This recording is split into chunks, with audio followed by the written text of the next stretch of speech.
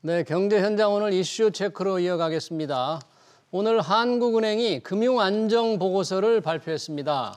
누적된 가계부채부터 부동산 프로젝트 파이낸싱 부실 등 우리 금융 시스템에 잠재해 있는 위험 요소를 점검한 결과를 내놨는데요.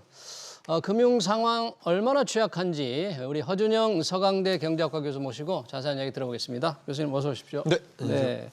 한국은행의 금융안정보고서, 우리 금융 상황 얼마나 안정된지, 얼마나 취약한지 이게 분기별로 한 번씩 내는 보고서죠. 이게 1년에 2번 나오고요. 1년에 2번 내는 겁니까? 그리고 금융 상황 보고서라는 게 또 따로 나옵니다. 따로 있고요. 그럼 금융 안정, 우리 금융 상황이, 금융 현재 상황이 얼마나 취약하냐. 발표된 내용 중에 조금 주목을 끌만한 거 어떤 게 있었습니까? 한 2가지 정도 말씀드리고 싶은데요. 첫째로는 전체의 그림을 봤을 때 저희가 단기적으로 금융 불안 지수, 얼마나 이 금융 부분이 불안한지를 보는 지수가 있는데요. 이게 이제 넉 달째 지금 상승은 하고 있습니다. 불안 지수가 올라가면 불안감이 조금씩 올라간다. 단기적인 금융 시장의 불안이 약간 올라가고 있는 상황이다라고 생각을 하시면 될 것 같고요. 근데 이제 이게 과거에 비해서 어느 정도 높냐라고 보면 저희가 5월보다는 높은데 레고랜드 사태가 작년에 10월에 있었지 않습니까? 그때에 비하면 좀 그때보다는 낮다 정도가 되고요.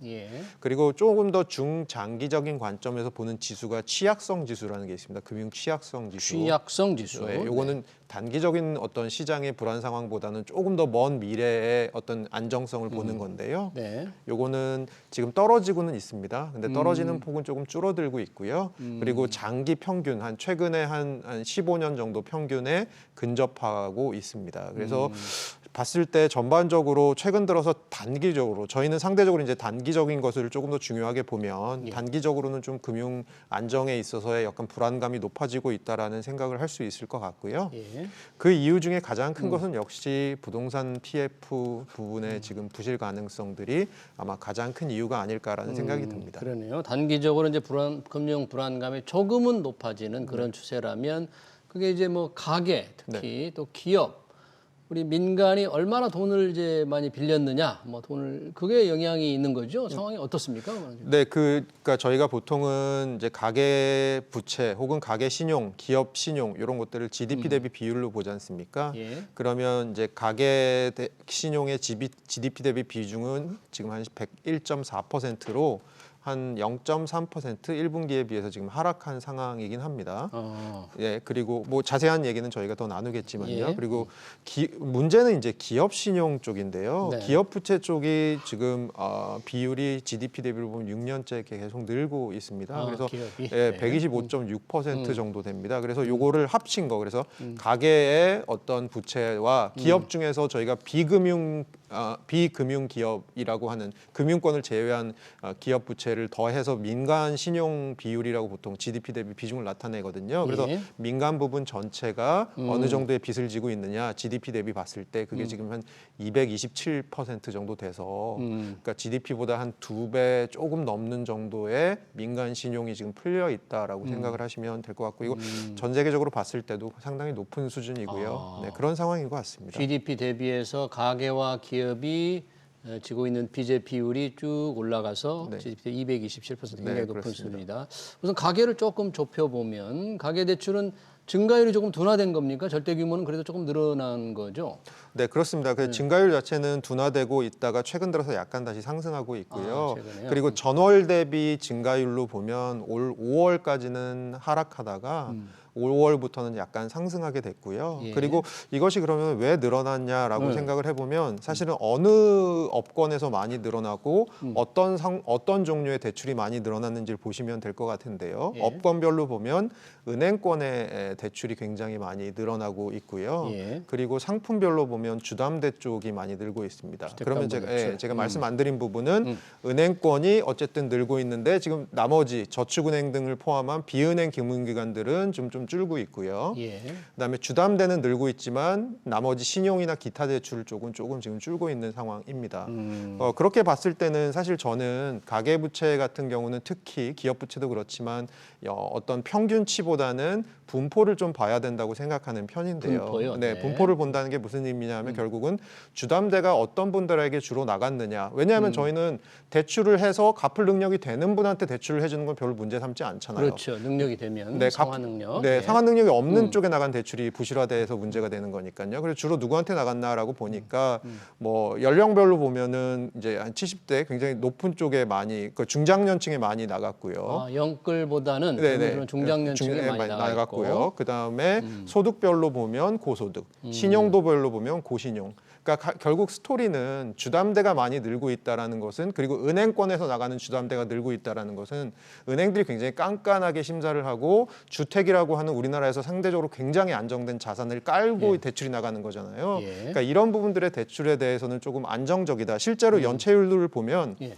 주담대 연체율과 기타 대출의 연체율을 보면 주담대 연체율은 0.36%, 기타 대출 연체율은 1.65%, 차이가 거의 한 많이 4배 나네요. 넘게 차이가 납니다. 예. 그래서 사실은 지금 은행권은 상대적으로 최근 들어서 업황이 약간 안 좋아지긴 했다, 수익이 약간 떨어지긴 했다고는 하지만 은행권은 상대적으로 굉장히 안정적인 편이다로 볼 수 있을 것 같습니다. 이 주담대 늘어나는 것 중에 정책적으로 대출을 조금 정부에서 좀 공공 형태로 좀 늘린 부분도 좀 포함이 돼 있겠죠, 그런데도. 네, 그래서 제가 아까 은행권이라고 이제 통칭해서 말씀드렸지만 여기에 기타 기관들의 대출도 최근 많이 늘었습니다. 그게 대표적으로 주택금융공사 같은 대출이죠. 주택금융공사. 그리고 보금자리론, 특례 보금자리론이 올 초 한 5월부터 꽤 많이 이제 가계대출 증가시키는 역할을 했고요. 최근 들어서는 사실 이제 LTV 같은 가계 어떤 그 주택에 대한 어떤 제약이 좀 약해지면서 주담대 같은 것들이 좀 는 경향 이런 것들이 아마 아까 말씀해주신 대로 정책금융 플러스 최근 들어서는 주담대 요게 조금 는 게 있다 보시면 될 것 같습니다. 그러네요. 아까 GDP 기준으로 227%가 이제 가계와 기업을 합한 민간 이 부채의 비율일 텐데, 네, 맞습니다. 기업 부채 비율이 상대적으로 훨씬 조금 많이 높아진 네, 거라고 맞습니다. 했죠. 어느 정도 높아졌어요? 기업 부채 비율은 지금 뭐 어쨌든 간에 최근 들어서 계속해서 상승을 하고 있는 상황이고요. 예. 특히 명목 GDP 대비 상승 속도를 보면 가계 신용보다 훨씬 더 지금 빠르고 있습니다. 빠르게 증가하고 있습니다. 예. 그래서 이런 부분들을 봤을 때 결국은 기업 부채 중에서도 제가 아까 말씀드린 부분 결국 전체 기업 부채 중에서 어느 정도가 어떤 기업에 지금 나가고 있는지를 보는 것이 굉장히 중요할 것 같은데요. 예. 결국은 부동산 PF 관련된 대출 벌써 어제부터 이제 나오는 소식이 중견 건설사 한 군데 지금 워크아웃 들어간다는 얘기 있잖아요. 네. 사실 그 부분이 최근 들어서는 이제 기업 부채 늘어나는 것 중에 가장 큰 뇌관이 아닌가 싶습니다. 상대적으로 금융회사들 뭐 연체율이 좀 많이 올라가고 있습니까? 그것 때문에? 네, 실제로 많이 올라가고 있고요. 예. 그리고 이 올라가는 게 어디가 올라가는지를 보는 게 좀 중요할 것 같은데요. 예. 저희 부동산 PF 같은 경우를 보면 저희는 한 4가지 정도의 어떤 구분을 저는 좀 해볼 필요가 있다고 생각합니다. 저희가 예. 보통 생각하는 게 가장 취약한 게 보통 브릿지론이라고 생각해요. 브릿지론. 브릿지론이라는 게 결국은 이제 인허가 받고 토지 사고 제일 초기 단계에 필요한 론이 브릿지론이고요. 예. 요게 이제 결국은 본 PF로 넘어가면서 상환이 되어야지 본 PF로 가서 결국은 이제 준공까지 가는 예. 브릿지론 어디가 많이 갖고 있냐 보면 증권사 업권별로 보면 저축은행이 많이 갖고 있습니다. 저축은행, 네. 증권사에서 이 시행사들이 뭐 사업할 때 처음에 땅을 사거나 네네. 인허가 받기 전에 네. 그 비용을 먼저 빌려준다. 네, 그 금리가 꽤 높겠네요. 네, 금리가 꽤 그러면. 높고요. 제가 오늘 방금 전에 오기 전에 이쪽에 계신 분들하고 얘기를 해보니까 이게 금리 상승 이전에는 사실 3, 4%대 금리였다가 최근 들어서는 12%에서 13%까지 금리가 상승한 상황이라고 합니다. 그래요? 그러니까 결국은 금리가 특히 한 3, 4배 정도 오른 지금 상황이고요. 브릿지론이 좀 위험하고 여기는 저축은행이 많이 갖고 있고 네. 그다음에 저희는 순위로 보면 선순위가 좀 안전하고 후순위가 조금 위험한 거라고 생각하잖아요. 그렇게 그래서 보죠. 중순위 혹은 후순위를 누가 많이 갖고 있냐 하면 증권사들이 많이 갖고 있습니다. 증권회사들. 그래서 증권회사들 중에서도 조금 더 영세한 약간 규모가 작은 저희가 중소형 증권사들이라고 하는 데가 많이 갖고 있고요. 예. 그리고 저희가 지역별로 보면 수도권보다는 비수도권이 조금 위험하다고 보는데요. 비수도권. 비수도권은 누가 많이 들고 있냐 하면 여기도 증권사가 조금 더 많이 들고 있습니다. 그리고 마지막으로는 주거용이랑 비주거용으로 봤을 때는 비주거용이 좀 더 위험하다고 생각하는 거거든요. 비주거용. 그리고 대표적으로 물류센터 이런 거 생각하시면 됩니다. 상업용 부동산 혹은 물류센터 이런 거 생각하시면 되거든요. 예. 이것도 저축은행이 많이 갖고 있습니다. 결국은 그래서 연체율이 최근에 올라가고 있거나 추후에 부실 가능성이 높은 데가 어딜 거라고 생각을 하냐면 은행권보다는 기업대출 관련돼서도 부동산 PF 관련해서도 저축은행이나 아니면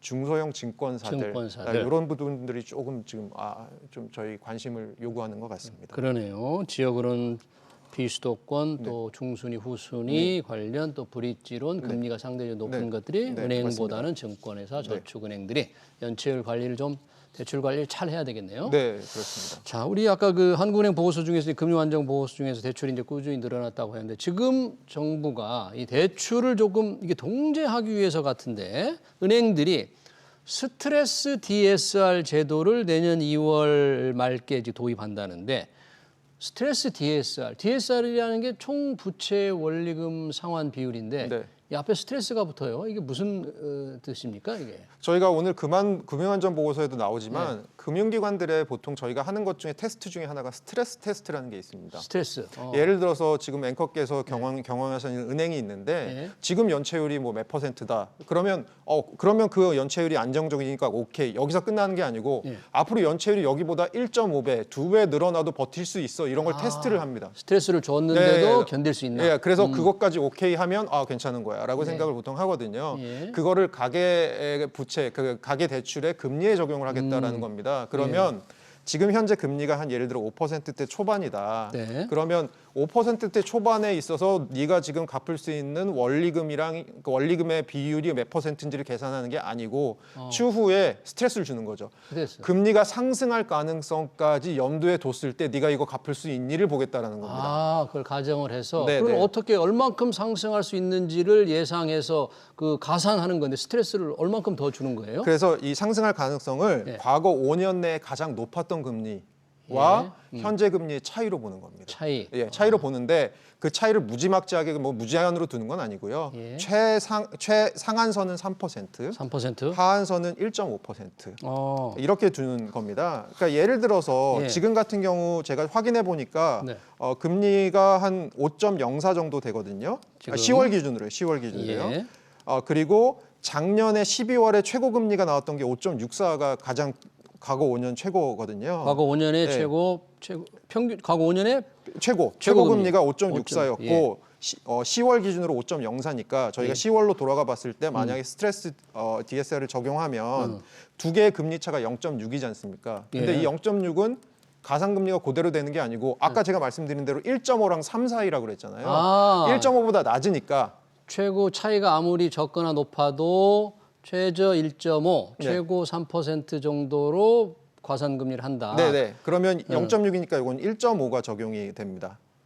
그럼 1.5%를 가산해서 요 상황이 벌어져도 네가 갚을 수 있을 만큼을 내출해 줄게가 DSR이 되는 겁니다. 그러니까 대출 가능 액수, 대출 가능 금액을 확 줄이는 거네요. 줄이는 거죠. 왜냐하면 금리가 올라가니까 원리금이 늘어나잖아요. 그러면 결국 대출 금액이 줄어드는 역할을 하게 되는 거죠. 그럼 한번 예를 한번 들어볼까요? 만약에 총 부채 원리금 상환 비율이라는 게 이제 소득분의 원금과 이자를 합한 거잖아요. 제가 한 1억 원 정도 연봉, 뭐 5천만 원 할까요? 1억 원 할까요? 1억 원은 1억 원으로. 1억 원이면 어느 정도 덜 받게 되는 거예요. 지금 DSR보다. 그러니까 지금 원래 1억 원이면 한 대출이 6억 5,800만 원 정도 나온다고 합니다.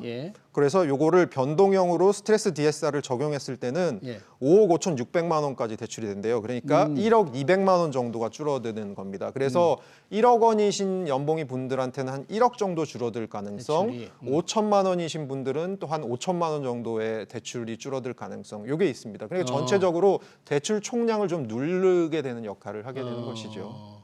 주택담보대출 아까 말씀하신 대로 조금 늘어나는 추세, 집을 사겠다는 수요가 좀 많아서 좀 늘어났는데 이런 걸 좀 줄이기 위한 방법으로 스트레스 DSR을 도입한다. 그러면 이게 어떻게 적용이 되는 거예요? 다 적용이 되는 거예요? 아니고요. 내년 상반, 그러니까 순차적으로 점점 이 적용 비율을 늘립니다. 그래서 내년 상반기에는 전체 대출에 다 적용하는 게 아니고 25%에만 적용을 하고 25%. 그리고 하반기에는 50%까지 적용하고 예. 그리고 그 이후에 이제 적용이 더 늘어나게 될 것 같고요. 예. 그다음에 대출 상품별로도 갑작스럽게 이게 들어오게 되면 대출이 확 줄어드는 역할, 그래서 실수요자들이 좀 어려움을 겪을 가능성이 있잖아요. 예. 그래서 신용대출 같은 경우는 전체 잔액이 1억 원을 초과하는 경우에만 적용을 할 거고 추후에 범위를 넓히겠다라고 할 것 같고요. 예. 그다음에 내년 2월부터는 은행권 주택담보대출에 대해서 우선 시행하고 6월부터는 은행권 신용대출로 확대하고 예. 거기다가 제2금융권의 주택담보대출까지 적용을 하겠다. 즉 확대 범위와 어떤 이 가상금리를 적용하는 비율 자체도 추후에 순차적으로 늘려나감으로써 실수요자들이 갑자기 겪게 될 대출 축소의 부작용 같은 것들은 조금 줄여보겠다라는 식으로 접근하고 있습니다. 그러면 내년에 좀 이 돈을 빌릴 사람, 은행에서 주택담보대출 빌릴 분들은 이거 계산을 좀 잘해야 되겠네요. 네, 맞습니다. 대출 한도가 확 줄어드니까. 네, 그렇습니다. 이런 것들이 그 집을 사는 수요를 조금 줄이는 효과 좀 있을까요? 그러니까 근데 이게 제가 보기에는 양날의 검일 수 있을 것 같습니다. 예. 우리나라 같은 경우는 주택담보대출의 비중이 워낙 가계대출의 비중 중에 높기 때문에 주택담보대출의 총량을 너무 급박하게 줄여버리면 결국 이것은 어떤 메시지냐면 집 사고 싶은 욕망을 꺾으라는 메시지로 들릴 수도 있거든요. 결국은 우리나라 가계대출이 느는 건 주택담보대출 중심으로 늘었고 네. 그렇게 늘었다는 건 결국은 사람들이 주택을 사고 싶은 욕망이 거기에 들어갔기 때문에 이것들이 일어나는 거였는데 결국 대출 총량을 갑자기 이렇게 예를 들어서 방향선회를 하게 되면 아무래도 집을 사고 싶은 욕망을 좀 참아라라는 메시지처럼 사실 갈 수밖에 없거든요. 그런 부분들에 있어서는 사실은 조금 어떤 정책 당국이 속도 조절, 지금 아까 말씀드린 대로 속도 조절의 측면에서 순차적으로 적용 범위나 적용 비율을 늘리겠다고 했잖아요. 네, 그런 부분들에 대해서 좀 운영의 묘가 저는 필요할 거라고 생각합니다. 스트레스 DSR이라는 게 당장 내가 은행에서 빌릴 수 있는 담보대출이라든지 이런 돈 비용이 줄어드는 건데 정부는 또 정책적으로 신생아 특례 대출이라는 것을 내년 초에 지금 시행할 예정이잖아요. 아이를 낳게 되면 아주 싼 금리로 집 살 돈을 빌려준다. 그거하고는 조금 엇박자가 난다고 봐야 됩니까? 네, 그 신생아 대출 같은 경우도 사실은 대출 조건이 그렇게 녹록하지 않습니다. 부부 합산 소득이 1억 3천이 넘으면 안 되고요. 그랬을 때 이제 그 조건이 만족하면 금리를 1%대 후반 정도로 빌려주겠다 뭐 이렇게 하는 건데 아주 싸잖아요. 네, 아주 싸게 빌려주겠다는 건데 사실은 부부 합산 소득 특히 최근 들어서 서울 집값을 생각했을 때 그리고 서울에서 실제로 계신 분들이 아주 많은 부분이 사실은 맞벌이 부부들도 굉장히 많고요. 그래서 그 조건을 만족하기가 사실은 그렇게 쉽지 않을 부분도 있기 때문에 그런 것들에 있어서는 오히려 조금 어느 정도의 이 계층들이 이것들에 적용을 받을 수 있는지에 대해서 좀 더 면밀하게 살펴볼 필요도 있을 것 같고요. 네. 또 하나는 저희가 보통은 이렇게 전반적으로 시장에서 지금 가계대출을 좀 줄이는 방향으로 정책을 펴고 있는데 가끔씩 이제 거기에 좀 역행하는 정책들이 나온 것에 대해서 저희가 비판을 하는 게 그 정책이 가져올 실제적인 효과도 있지만 그 정책이 주는 메시지라는 게 굉장히 시장을 혼란스럽게 한다라는 거죠.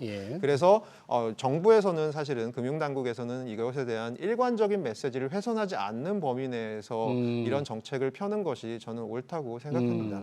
신생아 특례 대출은 우리 이제 저출산이 워낙 심각하니까 좀 어떻게든지 아이를 낳게 해보기 위해서 이런 대출 제도를 새로 도입하는 건데 기존의 현재 대출을 줄이는 제도와 조금 엇박자가 날 수 있기 때문에 조화롭게 좀 하는 게 꼭 필요하겠네요. 네, 맞습니다. 네, 알겠습니다. 오늘 한국은행이 발표한 금융 안정 보고서 우리 금융 취약 상황 잘 들었습니다. 지금까지 허준영 서강대 경제학과 교수였습니다. 교수님 고맙습니다.